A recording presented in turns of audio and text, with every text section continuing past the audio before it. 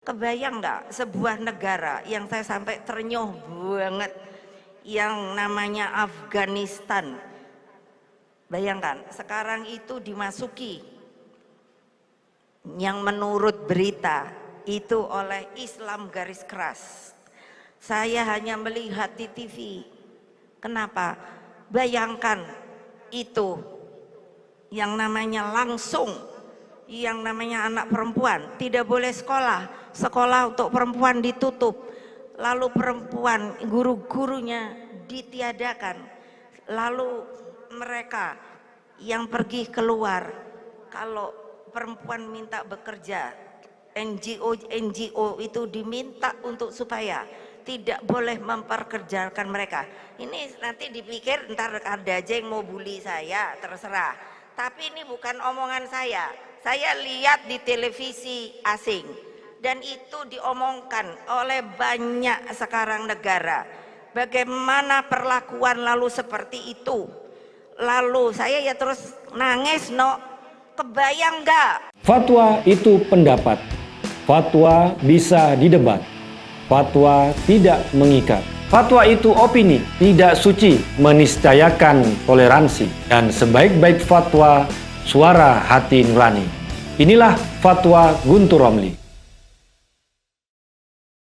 Assalamualaikum warahmatullahi wabarakatuh. Salam sejahtera untuk kita semua. Shalom, shalom aleichem, Om Swastiastu, Namo Buddhaya, Widedong Tien, Rahayu, Salam Nusantara. Pidato Ibu Megawati di acara ulang tahun PDI Perjuangan yang ke-50 menggugah kesadaran kita akan suatu perubahan politik yang berdampak pada nasib kaum perempuan. Megawati mencontohkan negara Afghanistan yang kini dikuasai pemerintahan Taliban yang membawa korban terhadap kalangan perempuan. Menurut penuturannya, Megawati sampai menangis melihat nasib perempuan di Afghanistan. Perempuan dilarang sekolah, perempuan dilarang bekerja di NGO. Megawati mengutip pemberitaan nasib perempuan di Afghanistan menjadi buruk karena masuknya Islam garis keras yang terwujud dalam pemerintahan Taliban.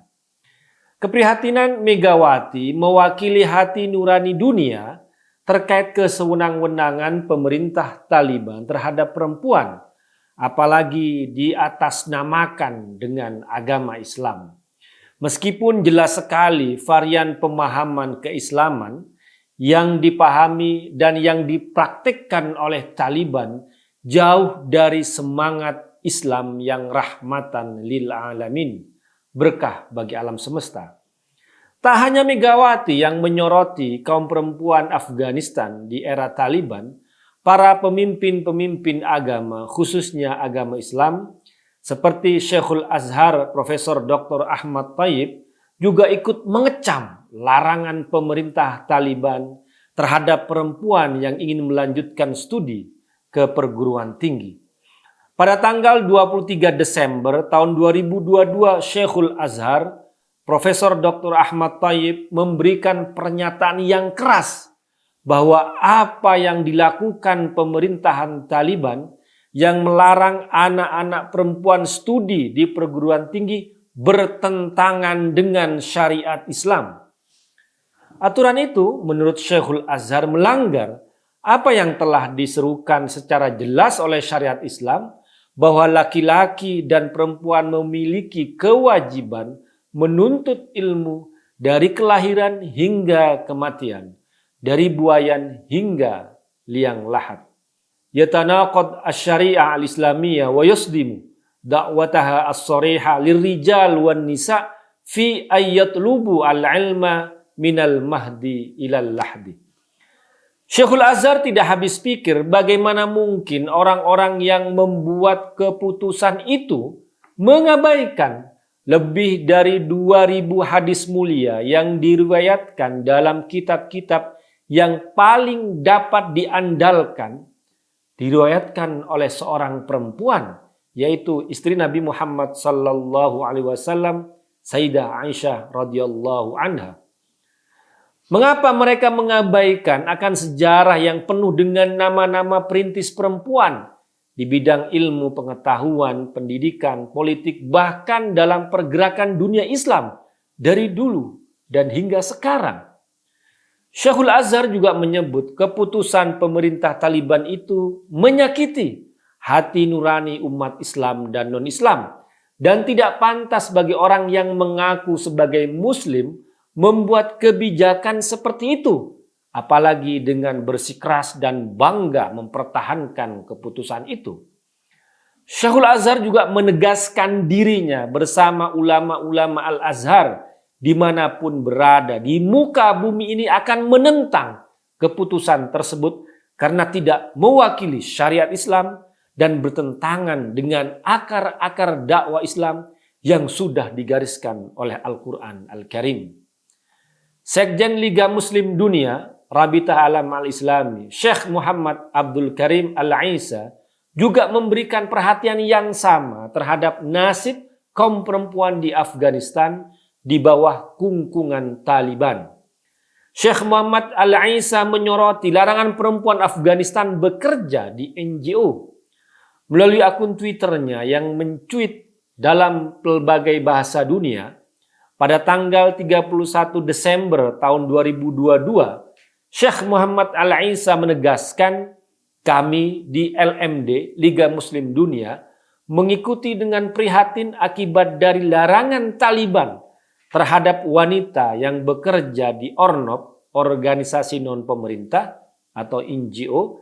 Kami menyatakan penyesalan kami atas masalah itu yang ditolak oleh syariah karena merusak reputasi Islam di antara mereka yang tidak mengetahui agama kami yang sebenarnya. Menurut Syekh Muhammad Al-Aisa, apa yang dilakukan oleh Taliban di Afghanistan itu menunjukkan mereka tidak mengetahui agama Islam yang sebenarnya dan merusak reputasi Islam. Dua pernyataan pemimpin agama Islam tadi, yang satu dari Syekhul Azhar di Mesir dan Syekh Muhammad Al-Aisa, Sekjen Liga Muslim Dunia di Mekah, Arab Saudi, telah menegaskan bahwa kebijakan Taliban yang lahir dari varian garis keras tidak mewakili syariat Islam, bahkan bertentangan dengan syariat Islam. Namun sayangnya, politisasi Islam seperti yang dilakukan Taliban tampak menjadi tren dalam politik dunia Islam saat ini. Apalagi di Indonesia dengan kelompok yang menamakan dirinya kelompok 212, HTI, FPI, dan lain-lainnya dengan tokoh-tokohnya seperti Rizik dan yang saat ini mengelilingi Anies Baswedan. Jangan sampai politisasi agama, politisasi Islam melalui Taliban yang sukses di Afghanistan terjadi di Indonesia. Keprihatinan Megawati ada alasan dan konteks yang kuat. Megawati tidak ingin perempuan Indonesia bernasib seperti perempuan Afghanistan di bawah Taliban. Apalagi melalui penelusuran sejarah, tokoh-tokoh perempuan Indonesia yang terlibat dalam perjuangan dan berjasa pada negeri ini, seperti Laksamana Malahayati, Cut Nyadin, Cut Mutia, Kartini, Dewi Sartika, Rasuna Said, Martina Tiahahu, dan lain-lain sebagainya yang jasa-jasanya tak bisa diabaikan, apalagi sampai dilupakan untuk negeri ini. Saya teringat hadis Nabi Muhammad SAW yang berbunyi, Innaman nisa syaqaiqur rijal, bahwa perempuan adalah saudara kandung laki-laki, yang menunjukkan prinsip bahwa perempuan memiliki kesetaraan dengan laki-laki. Demikian, wassalamualaikum warahmatullahi wabarakatuh.